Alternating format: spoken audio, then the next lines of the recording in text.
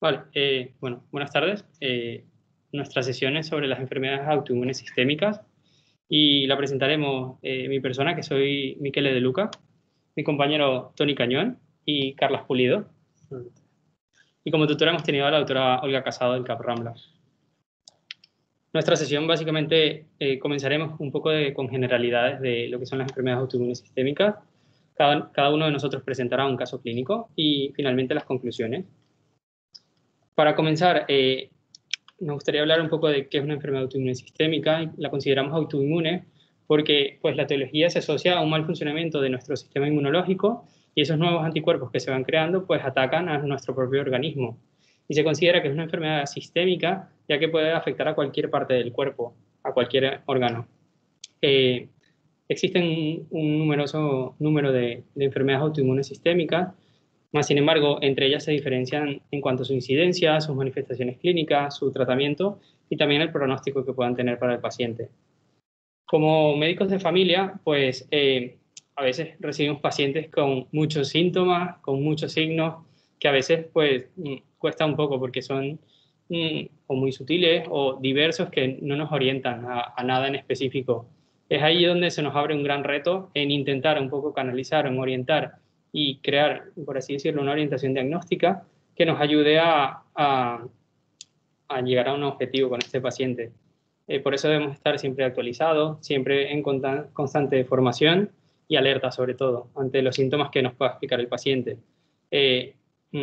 Porque es muy importante realizar un diagnóstico precoz de estas enfermedades autoinmunes sistémicas para así poder preservar el deterioro de la función de los órganos de la persona y evitar las complicaciones que puedan generar, que muchas veces son complicaciones fatales. Un simple ejemplo, podemos tener un paciente que tiene sequedad ocular, sequedad bucal, aumento de las glándulas salivales, aumento de las parótidas, que puede ser unio bilateral, molestia de sequedad vaginal, sequedad nasal, sequedad cutánea, artralgias con o sin artritis, dolores musculares, neuralgias, meningitis, trastornos de la memoria, ansiedad, depresión, vasculitis, síndrome de Raynaud, alteraciones de la función hepática, quejas de disfagia, afectación pulmonar en forma de una neumopatía intersticial, tiroiditis autoinmune o una nefritis intersticial. Todo esto pues, se puede presentar en una enfermedad autoinmune sistémica en un mismo paciente. Y en base a esto, pues les traigo un caso clínico de una mujer de 51 años, peluquera de profesión, que no tiene hábitos tóxicos. Y como enfermedades de interés, pues hipertensión mal controlada, dislipemia y artromialgias desde la infancia. De tratamiento habitual, toma losartán con hidroclorotiazida, simvastatina. Para el dolor va manejando un poco de aciclofenaco y paracetamol. Y por la noche un alprazolam de 0,5. Según la historia clínica, esto es del 2019, consulta en urgencias del CAP por síntomas de afonía y tos seca. En ese momento pues, se orienta como un posible cuadro vírico. Un par de meses después, tiene una visita en la historia clínica al servicio de ginecología, refiriendo sequedad vaginal. Y 3 meses luego, pues consulta finalmente con su médico de atención primaria por síntomas de sequedad ocular, sequedad oral, halitosis y disfagia con sensación de impactación del bolo alimentario. Ante estos síntomas, el médico de cabecera lo deriva a medicina interna para un poco el estudio. Entonces tenemos una mujer de 51 años con síntomas de serostomía, seroftalmia y sequedad vaginal. Podríamos orientarlo, ¿no?, como un síndrome seco a estudio. Y allí en el servicio de medicina interna le hacen un estudio bastante completo. Dentro de lo que tenemos una analítica con una única alteración de una USG elevada de 40. De resto, tanto factor reumatoide, ANAS han sido todo negativo, complementos normales y a nivel analítico ninguna otra alteración a destacar. Teniendo en cuenta pues, la orientación diagnóstico, se le solicita una camografía de glándulas salivales que muestra una alteración dinámica con el lentecimiento de la fase excretora de salivar. Entonces, teniendo en cuenta un poco lo que he hablado de esta paciente, ¿en qué patología deberíamos pensar? Intentaremos hacer una encuesta por el chat. La primera opción sería la A, el lupus eritematoso sistémico, la B, síndrome de Sjögren, La C, un síndrome Steven-Johnson. O la D, virus hepatitis C, que tiene afectación de las glándulas salivales. A ver si podríamos abrir un poco la encuesta. Bueno, ha sido un fallo mío.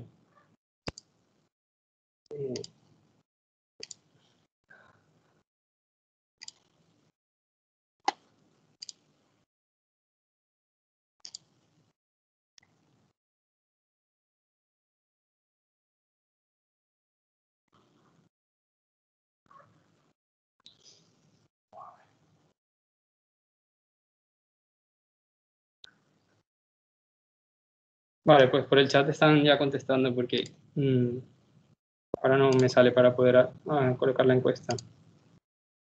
Bueno, pueden contestar por allí.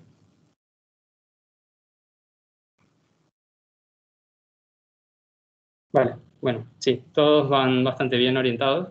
Pensamos un síndrome de Sjögren y es así. Pues el síndrome de Sjögren es una enfermedad autoinmune sistémica que se caracteriza por una destrucción del tejido glandular, tanto a nivel salival como lagrimal. Fue descrita en 1933 por primera vez por el doctor Henrik Sjögren. Y este puede ser primario si únicamente se presenta como una enfermedad autoinmune aislada o secundario cuando está asociado a otra enfermedad autoinmune. La prevalencia aproximadamente entre el 0,5 al 4% de la población. A nivel de Cataluña hay 20.000 personas afectadas por este síndrome y es más frecuente en mujeres, en una relación de 9 mujeres por cada hombre, entre la cuarta y sexta década de la vida. Y se estima que desde el primer inicio de los síntomas hasta el diagnóstico definitivo, pues pasan aproximadamente entre 3 a 3 años y medio. La etiopatogenia hay numerosas hipótesis. Básicamente, por un lado, tenemos una destrucción de la glándula salival por infiltración de linfocitos T, y por otro lado, pues tenemos una inhibición de la secreción de las glándulas que conllevan un poco a los síntomas. Tenemos las manifestaciones glandulares, que son las que la mayoría conocemos, ¿no? Serostalmia, serostomía, sequedad vaginal, sequedad cutánea, tumoración de las glándulas salivales, pero además tenemos manifestaciones extraglandulares que hacen un poco referencia a todas aquellas imágenes que hemos visto al comienzo, desde afectación del sistema nervioso central, periférico, a nivel de tiroides, a nivel pulmonar, renal, y sobre todo es importante que el 5% de estos pacientes pudieran desarrollar un linfoma a los 6 o 7 años del diagnóstico de la enfermedad. A nivel de las pruebas complementarias podemos encontrar alteraciones analíticas en un porcentaje variable según cada paciente, en donde podemos observar una elevación de la USG, hipergamaglobulinemia, gamapatía monoclonal, una anemia normocítica normocrómica. La proteína C reactiva suele estar normal, un factor reumatoide y ANA que suelen ser positivos, y los más característicos, los más específicos, son los anticuerpos antirroyantil-A. Y a nivel glandular, las pruebas que se suelen pedir y que suelen estar alteradas, pues es el test de Schimmer, la gamografía de la glándula parotidia y la biopsia salival, donde suele haber lo más característico una celodenitis linfocítica crónica. Estos que están aquí son los criterios que se utilizan para el diagnóstico del 2002, son los europeos americanos, donde tenemos que tienen para el diagnóstico tienen que haber presencia de síntomas oculares en los últimos 3 meses, así como síntomas orales y signos oculares con los test, bien sea el test de Schimmer o tinción de rosa de Bengala. Una histopatología compatible, una alteración objetiva de las glándulas salivales, que lo más común es pedir una gamografía parotidia, y los anticuerpos antirroyantil-A. Para el diagnóstico, la presencia de 4 de estos 6 criterios, dentro de los cuales siempre tiene que haber una prueba objetiva, sea una histopatología compatible, una alteración de la glándula salival, o los anticuerpos antirroyantil-A.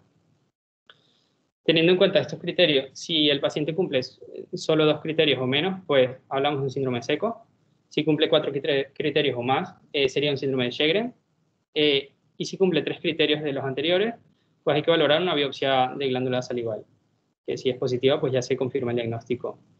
En esta paciente que les comentaba, teniendo todo lo que hemos hablado, la analítica, la gamografía, pues se le hizo una biopsia de glándulas parotidias, donde el resultado fue una celodenitis linfocítica, lo que conllevó pues ya el diagnóstico definitivo de la enfermedad.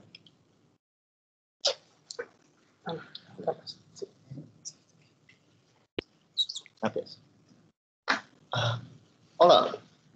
Ahora voy a presentar un segundo caso clínico. Y este es un señor que acude al CAP Rambla. Este señor es un varón de 74 años fumador, consumo anóico, con antecedentes de diabetes mellitus, hipertensión arterial, una cirrosis hepática, sin demasiado estudio detrás, y un fenómeno de Raynaud de 2 años de evolución, que hasta entonces no le había dado problemas. Y acude a consulta, ¿por qué? Pues acude porque hace 2 meses que presenta a nivel digital, a nivel del dedo, del segundo y tercer dedo de la mano derecha, unas úlceras dolorosas que se relacionan con este fenómeno de Raynaud, según explica él, a nivel de dolor, y que han ido teniendo un dolor creciente hasta presentar un NEVA de 9-10. Entonces, al encontrarnos con este paciente en consulta, ya voy a ir directo a la pregunta antes de seguir explicando. ¿En qué patología tendríamos que estar pensando en un paciente como este? Recordemos que está tomando para su hipertensión arterial un enalapril y para su diabetes mellitus una metformina.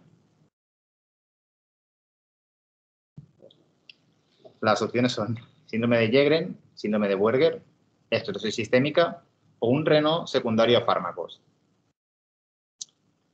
Bien, pues pese a que todas las opciones, o lo miraremos en el chat, porque ya hemos visto que no acaba de funcionar del todo bien, pese a que todas las opciones tendrían bastante sentido, sin duda la primera opción que tendríamos que ir a descartar sería una esclerosis sistémica. Luego explicaremos por qué esto del Raynaud asociado a fármacos también es algo que tendríamos que ir a pensar siempre que veamos un Raynaud, pero en este caso no sería lo indicado.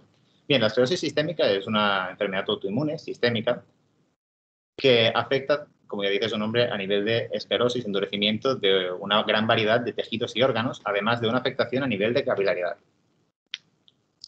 Entonces, tiene 2 fenotipos principales, que son el limitado y el difuso.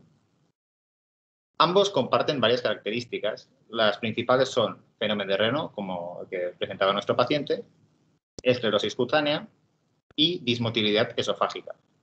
Pero luego, a partir de aquí, se diferencian un poco más. La limitada, pese a ser limitada, presenta como fenómeno más adverso, tendríamos que prestar más atención, hipertensión pulmonar, mientras que la difusa afecta a muchos más niveles, siendo los que más atención tendríamos que presentar una enfermedad pulmonar difusa y crisis renales que pueden llegar a ser agudas y de gran gravedad. Entonces, cuando nos enfrentemos a una sospecha diagnóstica de esclerosis sistémica, ¿qué es lo que tendríamos que pensar? Pues bien, en este caso estamos empezando a partir de un Raynaud. Lo primero que tendríamos que pensar ¿es primario o es secundario?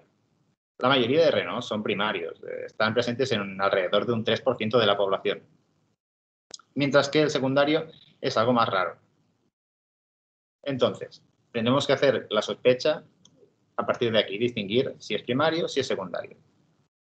¿A qué podría ser secundario un Raynaud? Pues podría ser secundario no solo a una esclerosis sistémica, como la que estamos hablando, sino también, por ejemplo, a exposiciones laborales, como por ejemplo, todas las máquinas que sean vibratorias, dentistas, martillos neumáticos, cloruro de polivinilo. Si es una persona que trabaja en la obra, por lo general deberíamos ir a hacer preguntas respecto a su ocupación laboral.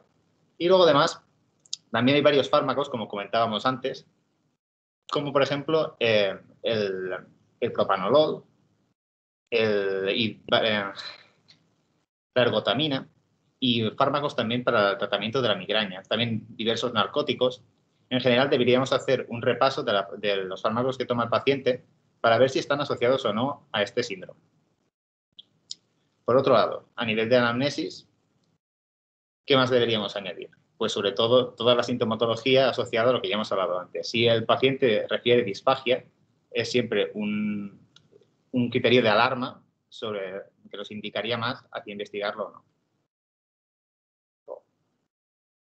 Entonces, a nivel de pruebas complementarias, lo primero que deberíamos pensar pedir es una analítica, sobre todo que nos incluya ANAS, anticuerpos antinucleares, además de un perfil de hemograma, proteína C reactiva y CKAS. Y otra prueba básica es la capilaroscopia. Entonces, ¿cómo deberíamos ordenar estas pruebas? Podríamos empezar perfectamente haciendo una capilaroscopia y a partir de aquí sabríamos si el Raynaud es primario o no. En un Raynaud primario, la la capilaroscopia nos va a salir normal. Sin embargo, si la capilaroscopia nos sale tortuosa, entonces ya deberíamos orientarlo hacia un reneo secundario. Que eso no quiere decir que sea una esclerosis sistémica, sino que deberemos hacer la analítica ya mencionada para ver por dónde podría tirar. Entonces, ¿qué pasaría si no es una enfermedad autoinmune sistémica? Como ya hemos dicho, generalmente será un reneo primario, como lo descartaremos con una capilaroscopia. Pero si en el caso de que saliera alterada la capilaroscopia, pero no saliera alterada la analítica, podría ser una gran variedad de patologías. Incluirían cáncer, síndrome de crioaglutininas, hiperviscosidad, criofibrogenemia, POEMS o hipotiroidismo, que habría que ir a descartar aparte si hace falta con ayuda de medicina interna. En el caso de nuestro paciente, salía una capilaroscopia alterada y una analítica alterada con ANA a títulos positivos de tipo citoplasmático reticular o mitocondrial. Esto está asociado a esclerosis sistémica y cirrosis biliar primaria. Si recordamos, nuestro paciente tenía una cirrosis biliar no estudiada que podría muy bien ir asociada a esto y que de hecho va también asociada a la esclerosis sistémica.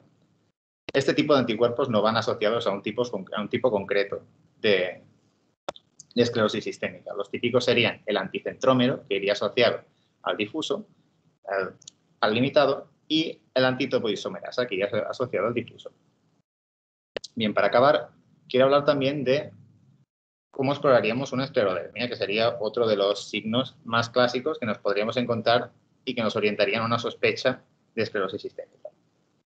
Lo que veríamos dependería mucho de la fase en que encontremos al paciente. Inicialmente empieza con un eritema y edema a nivel de dedos.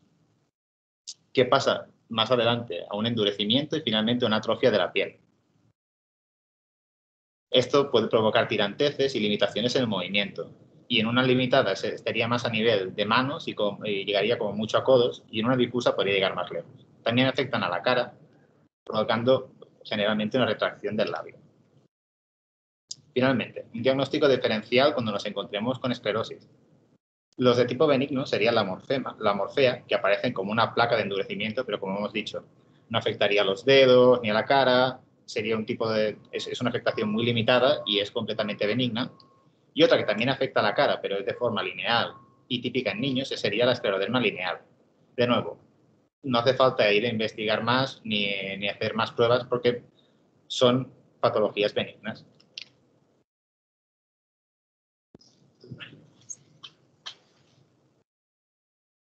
Finalmente ya pasamos al tercer caso de la sesión. En esta situación nos encontramos con una mujer de 32 años que no tiene hábitos tóxicos ni alergias. Como único antecedente destaca aborto espontáneo con 9 semanas de gestación, sin antecedentes familiares ni quirúrgicos de interés. Acude a nuestra consulta porque explica que desde hace ya meses presenta astenia y dolor articular generalizado, pero que sobre todo en el último mes ha aumentado el dolor en las articulaciones interfalángicas distales del tercer y segundo dedo de las dos manos. Ante este caso hacemos un análisis un poquito más dirigida y podemos corroborar con la paciente que ya en verano consultó en urgencias por unas lesiones cutáneas que aparecieron en zonas fotoexpuestas de brazos y escote, que respetaban la cara, que se orientó como un posible eritema polimorfolumínico, hizo tratamiento con corticoides tópicos, hizo fotoprotección y evitó la luz solar y se resolvió las lesiones sin secuelas.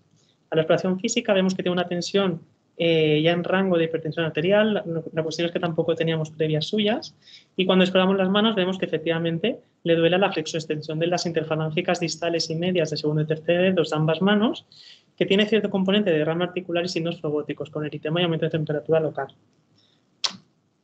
Entonces, en este caso nos encontramos con una sospecha de una poliartritis simétrica periférica, un cuadro de poliartralgia asiasténica de meses de evolución, un rash papular y tematoso que no hemos evidenciado en consulta, pero que vemos que acudió a urgencias en zonas fotoexpuestas en verano, y un aborto espontáneo en menos de 10 semanas de gestación. Entonces, la pregunta que nos tendríamos que hacer es si toda esta clínica podría estar relacionada con una patología en concreto. La pregunta podría ser si se trata de una enfermedad autoinmune sistémica. En este caso realizamos una serie de pruebas para intentar determinar el origen y vemos que tiene una analítica con una hemoglobina de 11,2, con serie blanca y plaquetas sin alteraciones. un filtrado glomerular de 64 con una creatinina de 1,1, lo que nos sugiere que a lo mejor este filtrado ya se ha ido deteriorando progresivamente y que no sea una cosa muy aguda. Un ionograma normal, un perfil hepático sin alteraciones y la coagulación normal. Añadimos nosotros a la analítica en el CAP un estudio de ANAS y nos indica en el laboratorio que tiene un ANA positivo, anti-DNA y anti-RO positivos, con un complemento C4 disminuido. El estudio de orina que hacemos cuando vemos que tiene el filtrado 64 nos destacan que tiene un 7 matías por campo, con una proteinuria de 1,5 gramos al día y el resto de pruebas, radiografía de tórax, manos y electrocardiograma son normales. Entonces, como bien del público, ¿en qué patología deberíamos pensar en este caso? La opción A sería una artritis psoriásica, la opción B una artritis reumatoide, la opción C una artritis por lupus eritematoso sistémico y la opción D una artropatía de Jacob. Vale, estoy viendo en el chat que la mayoría de gente ya está contestando la C, artritis por lupus. Efectivamente, nuestra paciente se acaba diagnosticando el lupus eritematoso sistémico. Es una enfermedad tanto inmune sistémica crónica, con una prevalencia en nuestra área aproximada de 0,05 a 0,1% de la población. Sobre todo predomina en mujeres, 9 de cada 10. Y además en raza negra es más habitual que en raza blanca. Y la edad de diagnóstico está en torno a los 20-40 años. La etiología es desconocida, pero se sospecha que puede ser multifactorial, con factores genéticos, hormonales, ambientales, también por fármacos.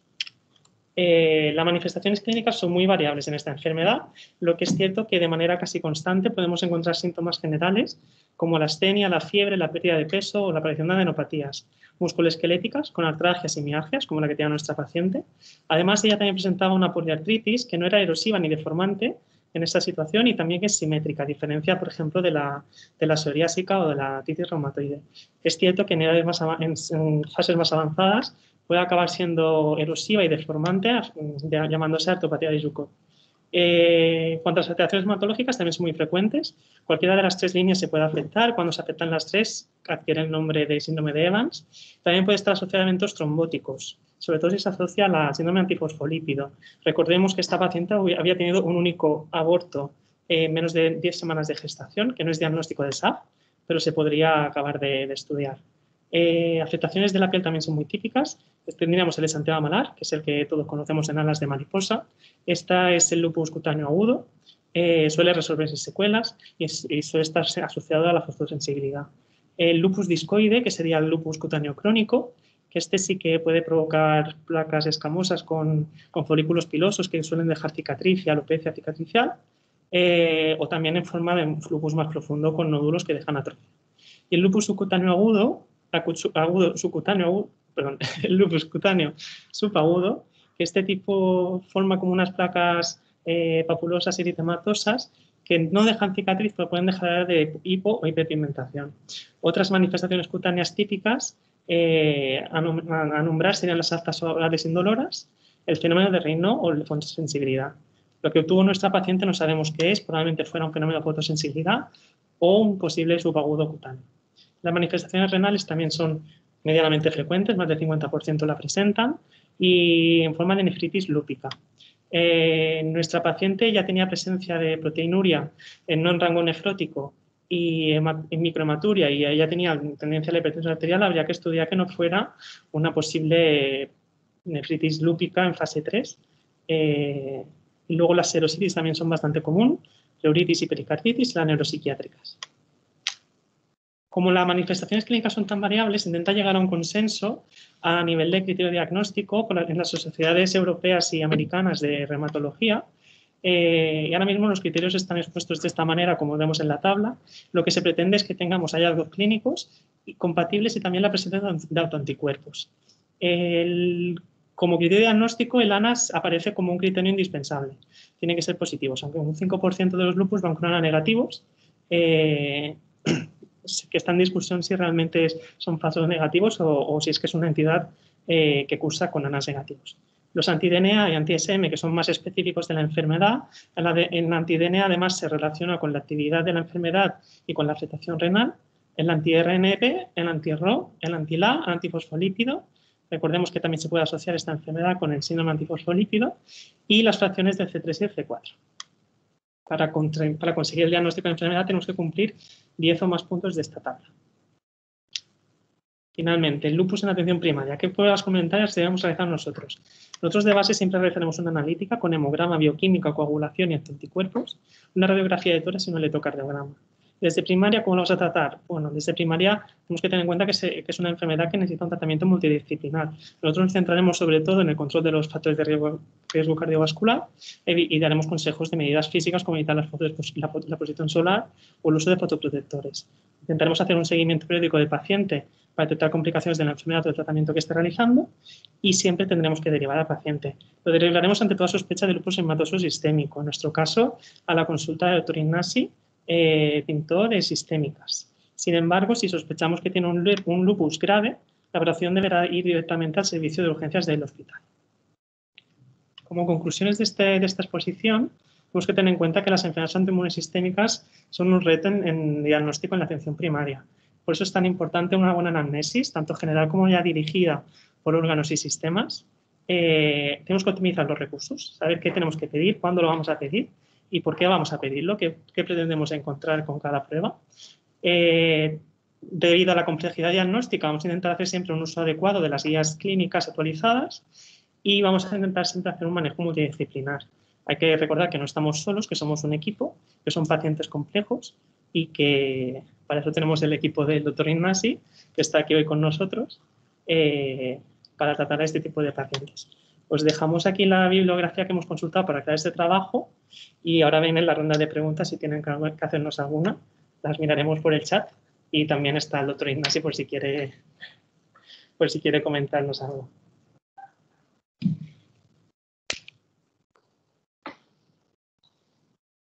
¿Quieres hablar un poco de la unidad, doctor Ignasi? Sí, para que te escuchen.